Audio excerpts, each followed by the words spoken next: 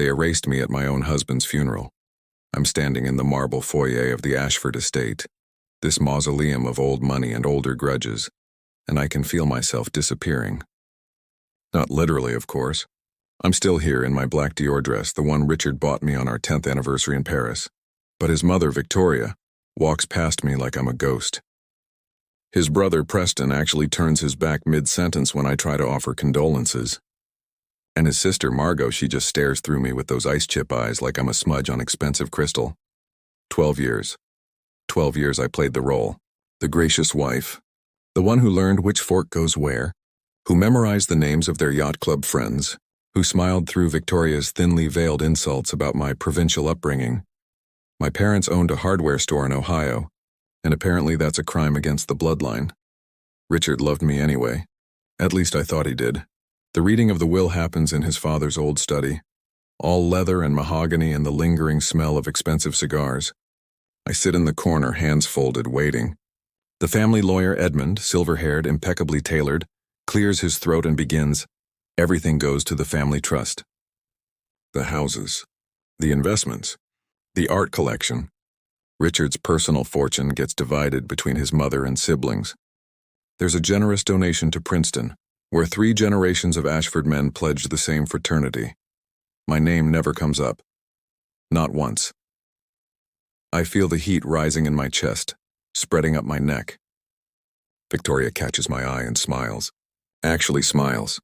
It's subtle, just a twitch at the corner of her thin mouth, but the message is clear.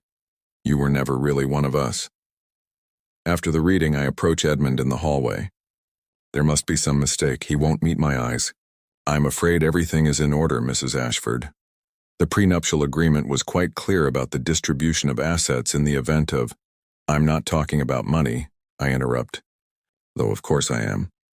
Partly. I'm talking about being completely written out of his life. Like I didn't exist. Edmund adjusts his glasses.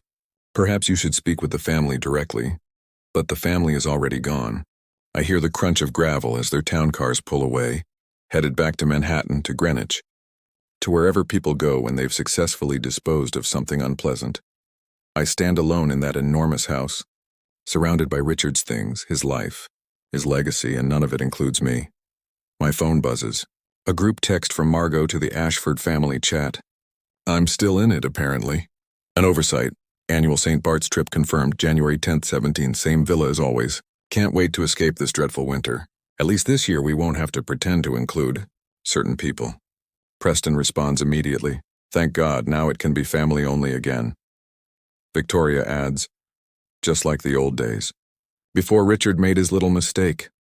I'm the mistake. 12 years and I'm the mistake. I should cry. I should break down right here on these imported Italian tiles. But instead something cold and sharp crystallizes in my chest. I open my banking app, the private one Richard never knew about, and check the balance. $47.3 million, the tech startup I invested in back in 2019, the one I found through my old college roommate who worked in venture capital, the one Richard called cute when I told him about it like I was playing Monopoly. It went public 3 months ago. I screenshot the balance and sit with it for a moment, feeling the weight of possibility. Then I start making calls. The resort manager's voice is smooth as aged whiskey through the phone. I'm sorry, Ms. Ashford, I say, letting the name sit heavy between us. Elena Ashford, and I'm not looking to book rooms. I'm looking to buy your resort. Silence. Then a nervous laugh. Mademoiselle, Le Paradis Bleu is not for sale. We are a family establishment, 5 generations. Everything's for sale, I interrupt, walking through my empty townhouse in Brooklyn, the one Richard bought me as an afterthought, something to keep me occupied while he worked 70-hour weeks. The question is price. I'm prepared to offer $30 million cash, closing within 2 weeks. Another pause. Longer this time. I can almost hear him recalculating his future. Perhaps we should discuss this in person, he finally says. 4 days later, I'm on a private jet to St. Bart's. Not the family jet, I was never allowed on that, but one I chartered myself. Cream leather seats, chilled champagne I don't touch. The flight attendant keeps asking if I need anything, and I keep saying no, because what I need can't be served at 30,000 feet. What I need is to watch Victoria Ashford's face when she realizes she lost. Le Paradis Bleu sits on a private cove, all white stone and bougainvillea, with views that make you believe in God or at least expensive real estate. I meet with Henri Beaumont, the manager, in his office overlooking the turquoise water. He's younger than I expected, maybe 40, with kind eyes that don't match his designer suit. "You're serious," he says, not a question. "Completely." He slides the property portfolio across his desk. "This resort has been in my family since 1923. My great-great-grandfather built it stone by stone. Why would I sell it to a stranger?" I meet his gaze. "Because I'm offering you the chance to retire at 40 and spend the rest of your life doing anything you want. Because your marriage is failing.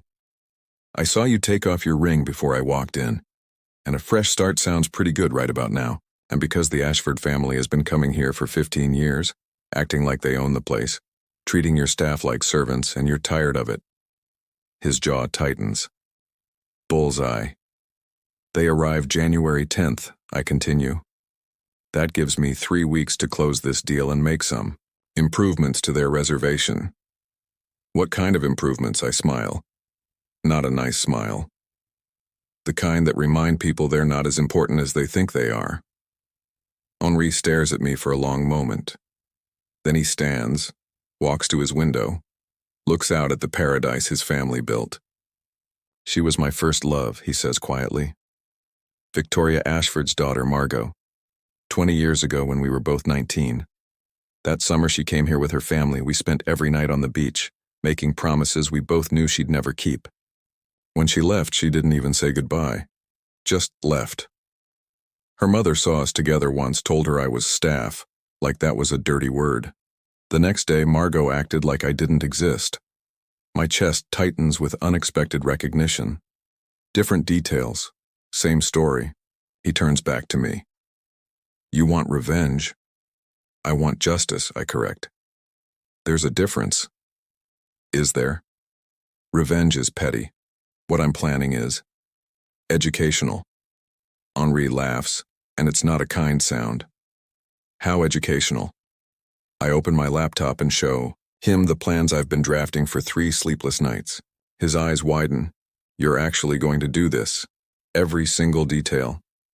He sits down slowly, and I watch him war with himself. Family legacy versus personal satisfaction. History versus catharsis. The man he was raised to be versus the man they made him. Finally, he extends his hand.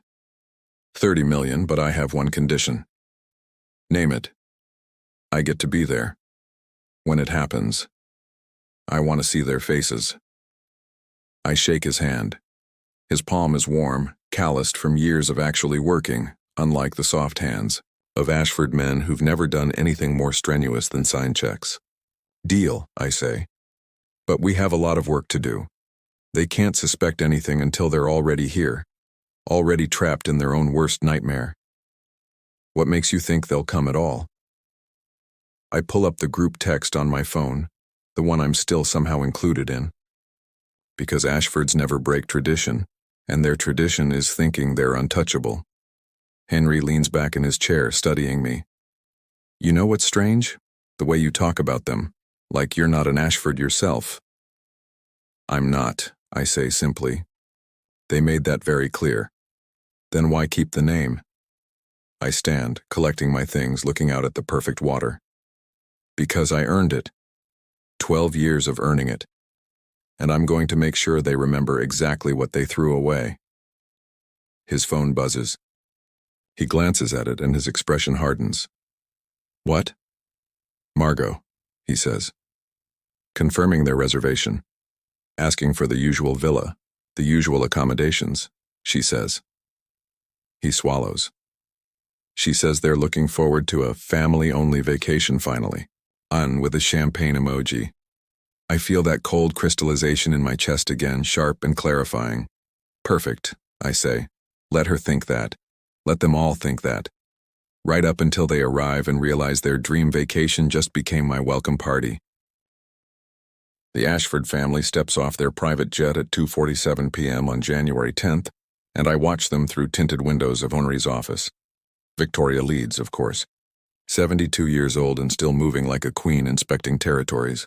White linen pants, obscenely large sunglasses, diamond tennis bracelet catching the Caribbean sun.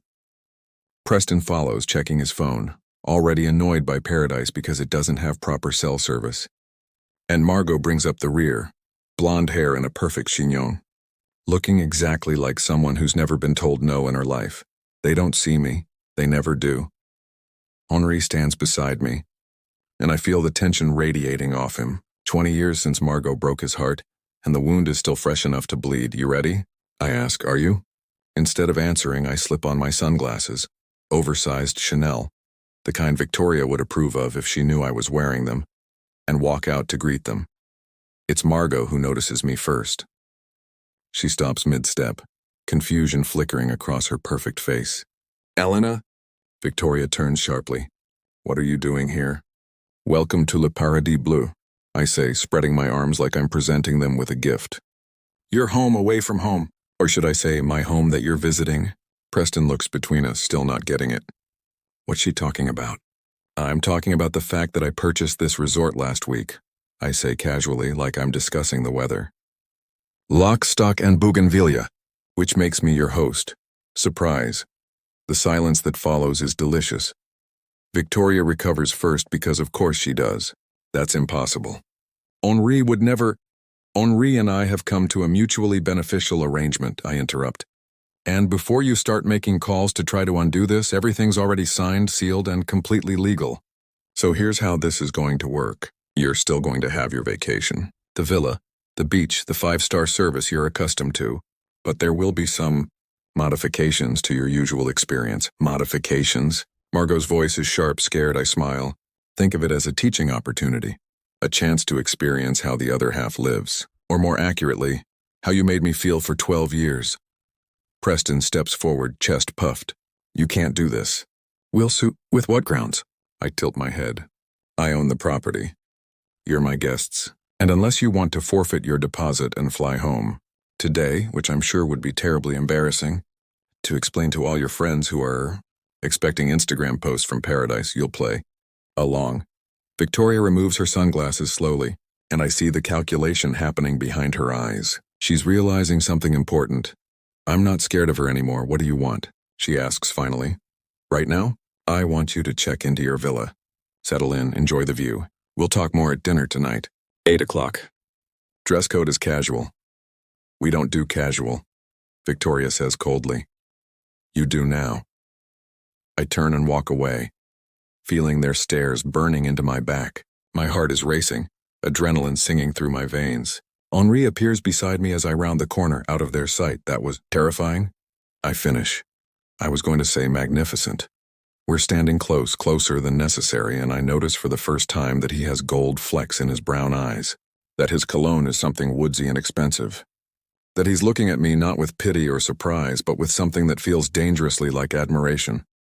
You're shaking, he observes. I look down at my hands. He's right. Without asking permission, Henri takes my hands in his, steadying them. His touch is warm, grounding. Breathe, he says softly. You did it. The hard part's over. That wasn't the hard part, I whisper. The hard part is not losing myself in this, not becoming like them. He studies my face, and I feel suddenly vulnerable, seen in a way I haven't been since Richard died. Since before Richard died, if I'm honest. You won't, Henri says with certainty. You know how I know? How? Because you're shaking. Because you care about the difference. People like them. He glances back toward where the Ashfords are standing, still stunned. They never shake. They never question themselves. That's why they're dangerous, and that's why you're not. I want to believe him. God, I want to believe him. Tonight, I say, pulling back reluctantly, needing space to think. Tonight I invite them to the charity gala. Tomorrow night we host it, and they'll have a choice to make. What if they refuse? Then they go home having learned nothing, and I keep the resort as a consolation prize. But if they agree, I trail off, imagining it. If they agree, maybe something good comes from all this pain.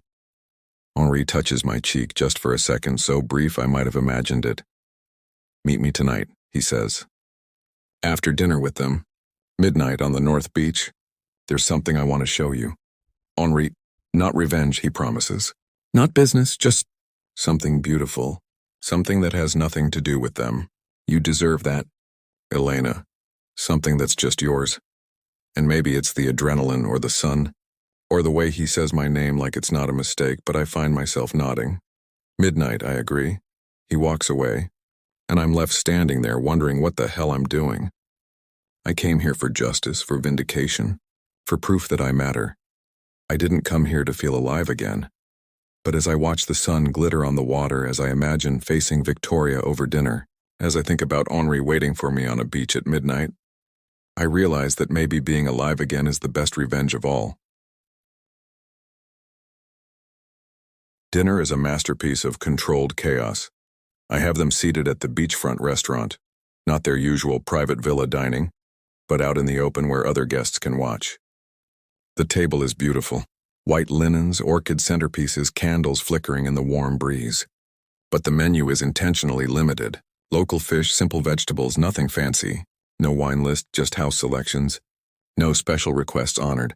Victoria's jaws tight enough to crack diamonds. This is unacceptable, she says when the server, a local woman named Marie, who I've tripled.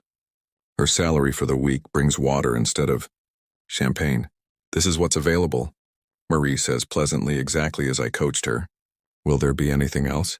Preston actually slams his hand on the table. Do you know who we are? I do, Marie says. Your guests. Like everyone else? I watch from a table nearby, pretending to review paperwork, but really savoring every uncomfortable moment. Henri sits across from me, barely containing his smile. You're enjoying this too much, he murmurs. Not possible, I reply. After the entrees arrive, perfectly good fish that they pick at like it's poisoned, I finally approach their table. They all tense as I sit down in the empty chair. How's everything? I ask sweetly. You've made your point, Victoria says icily. We treated you poorly. You've purchased a resort out from under us. You've humiliated us in public. What more do you want? I want you to understand something, I say, leaning forward. For 12 years, I bent myself into shapes that didn't fit. I learned your language, wore your clothes, smiled at your friends who looked at me like I was a curiosity. I loved your son with everything I had, and he loved me back, at least until you convinced him I wasn't good enough. Until the prenup got signed, until the will got written. Richard made his own choices, Margot says defensively. Did he? I meet her eyes. Or did you all make them for him? Drip by drip, comment by comment. Raised eyebrow by raised eyebrow. She doesn't understand our world. She's not from our background. She's only after the money. Silence. I wasn't after the money, I continue quietly. I had my own, though you never bothered to ask. I was after something much simpler.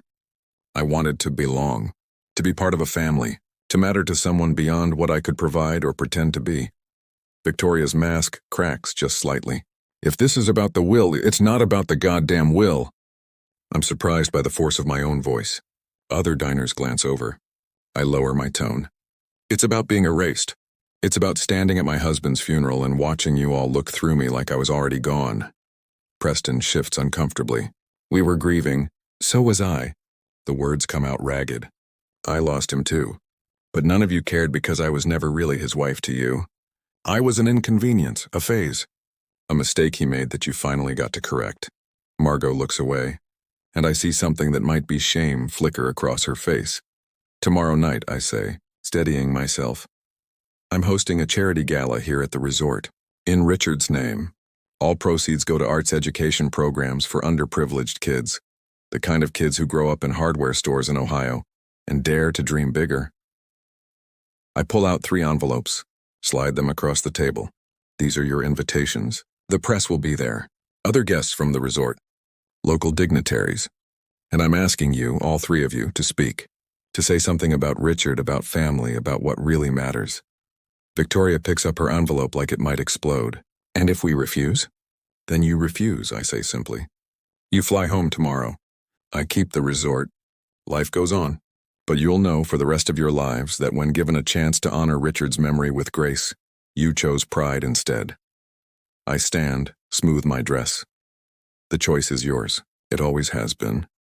I walk away before they can respond, before I can see their faces, before I can second-guess myself. Henri follows me out, and we don't speak until we're far from the restaurant, standing at the edge of the property where manicured gardens give way to wild jungle. That was brave, he says. That was stupid, I correct. They'll never agree. I basically asked them to publicly admit they were wrong. Maybe they should. I laugh bitterly. People like that don't apologize. They don't change. People like what? Rich people? My family is rich, Elena. Does that make me incapable of change? The challenge in his voice stops me. He's right, and I hate that he's right. I'm sorry, I say. That was unfair. It was. He steps closer. But I understand why you said it. They hurt you badly, and hurt people, even when they're trying to heal. I look up at him. This man I barely know, but who somehow sees me more clearly than anyone has in years. Is that what I'm doing? I whisper. Trying to heal? I don't know. Are you? The question hangs between us, heavy with implications. Behind us, the resort glows with soft lights. Ahead, the jungle whispers with nocturnal life. And here, in this in-between space, I have to decide who I want to be. Henri touches my waist, tentative. It's almost midnight. The North Beach. I didn't think you'd remember. I remember everything, I say. And it's true. Every slight, every kindness, every moment someone saw me or looked through me. I remember all of it. He takes my hand, and we walk through the darkness toward the sound of waves.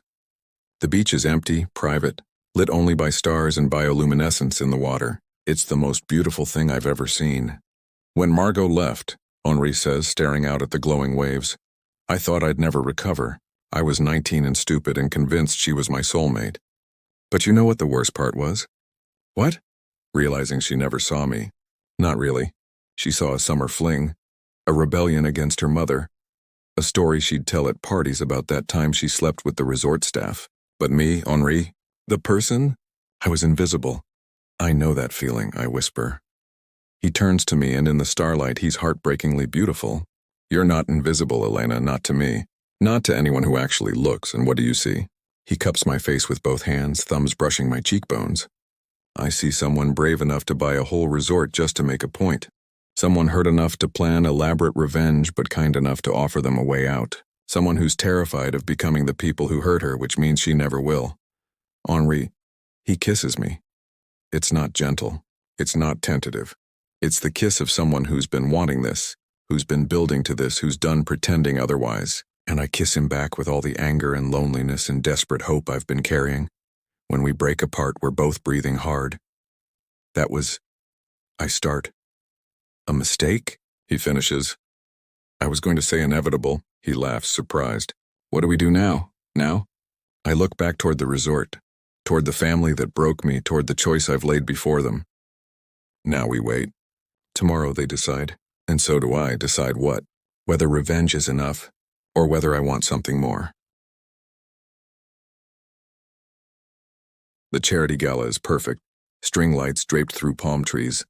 Live band playing jazz standards. Tables set with crystal and white roses. Guests in cocktail attire mingling with champagne flutes admiring the view. I've done this. Created something beautiful from something broken. I stand at the edge of it all, wearing a green silk gown that makes me feel powerful, and watch the Ashfords arrive. They came, all three of them, dressed impeccably, faces carefully neutral. Victoria in navy Oscar de la Renta. Preston in a Tom Ford tuxedo. Margot in blush pink Valentino.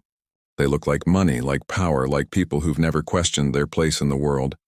But I see the uncertainty in their eyes. Henri appears beside me, devastating in his own tuxedo, and takes my hand. They're here. I see them. Do you want me to? No. I squeeze his hand. This is my moment. But thank you for everything. He kisses my temple, and I feel several heads turn to look. Let them look. Let them see that I'm not alone anymore. Not the girl they erased. I approach the Ashfords like I'm approaching a cliff edge, exhilarated and terrified. You came, I say. We did, Victoria replies. There's something different in her voice. Softer maybe, or maybe just tired, though I'm not sure why. Because I asked you to, I say simply. Because maybe after everything I still believe people can surprise you. Margot touches my arm, and I almost flinch from the shock of it. Elena, can we talk? Before the speeches? I nod, and we walk away from the party, toward the quiet of the garden. Preston and Victoria don't follow. When we're alone, Margot's perfect composure cracks. I was jealous of you, she says abruptly. From the moment Richard introduced you. You were so real, so unafraid to be yourself. And I'd spent my whole life being exactly what Mother wanted. Wearing the right clothes, dating the right men, saying the right things. You didn't care about any of that, and Richard loved you for it. I don't know what to say. After he died, she continues, voice breaking, it was easier to blame you than to admit we failed him. Failed you. We treated you like you didn't belong because we were terrified that you belonged more than we did. That you understood what mattered and we'd wasted our lives on things that don't. Margot, I'm not asking for forgiveness, she interrupts. I know what we did. How we hurt you. I'm trying to explain. And maybe to apologize even though it's 12 years too late. I look at this woman who made my life hell and I see something unexpected. She's just as trapped as I was. Just in a prettier prison. It's not too late, I hear myself say. It's never too late to be honest. She nods, wiping her eyes carefully so her mascara doesn't run. Will you let me speak tonight? About Richard, about you, about all of it. That's why I invited you. We walk back together and I feel something loosening in my chest. Not forgiveness exactly, but maybe the beginning of it. The speeches happen at 9 o'clock. Victoria goes first, standing at the microphone with the posture of a woman used to being heard. Good evening. I'm Victoria Ashford, Richard's mother, and I need to say something I should have said 12 years ago. She pauses. Elena, you were good for my son. You made him happy in ways we never could. You loved him without conditions, without expectations, without caring about his last name or his bank account. And instead of celebrating that, we punished you for it. For being different. For being real. I'm sorry. From the bottom of my heart, I am deeply, truly sorry. The crowd is silent. I'm barely breathing. Preston speaks next, awkward but sincere. Then Margot, who tells the story of meeting Henri 20 years ago, of being too young and too scared to choose love over duty, of regretting it every day since. Henri, standing beside me, goes very still. When Margot finishes, she looks directly at him. I'm sorry, too. For all of it. Then it's my turn. I walk to the microphone, feeling every eye on me, and I think about everything I plan to say. The cutting remarks. The vindication. The proof that I won. But standing here, looking at these broken people who broke me, I realize winning isn't what I want anymore. Richard used to say that family isn't just blood, I begin. It's the people who show up. The ones who see you really see you. Even when you're not at your best. For a long time, I thought I needed to be part of the Ashford family to matter, but I was wrong. I look at Henri, at Marie, at all the people who work at this resort, who've shown me more kindness in 2 weeks than I received in 12 years. Family is what you build. It's the people you choose and who choose you back. And tonight, in Richard's memory, I'm choosing to build something new. This resort will become a foundation. Le Paradis Bleu will host underprivileged kids every summer. Kids from hardware stores in small towns and places that tell them they can't dream big. We'll teach them that they can. That they matter. That they're not mistakes. My voice breaks on the last word, because nobody should ever feel invisible. The applause starts slowly, then builds. People are standing. Some are crying. Victoria is crying, mascara running, perfect facade finally crumbling. After the speeches, after the congratulations and the donations and the promises, I find Henri on the North Beach again. You gave it away, he says. The whole resort. I gave it purpose, I correct. There's a difference. What will you do now? I think about Brooklyn, about the empty townhouse, about starting over in a city that never knew me as an Ashford. Then I think about this beach, this man, this new possibility. I don't know, I admit. Maybe I'll stay here for a while. Help run the foundation, swim in bioluminescent water, kiss a handsome resort manager under the stars. That sounds like a very specific plan, he says, smiling. Does it involve you? Every part of it. He pulls me close and we kiss like we have all the time in the world. Like we're not haunted by the people who didn't see us. Like we're not broken things trying to be whole. We're just two people who found each other in the wreckage, and maybe that's not revenge at all. Maybe it's something better. In the distance, I see the Ashfords leaving, getting into their car. Victoria turns back one last time, catches my eye, and nods. Not forgiveness, we're not there yet, but acknowledgement. Recognition. She sees me now. They all do. But the beautiful thing? I don't need them to anymore. I already see myself.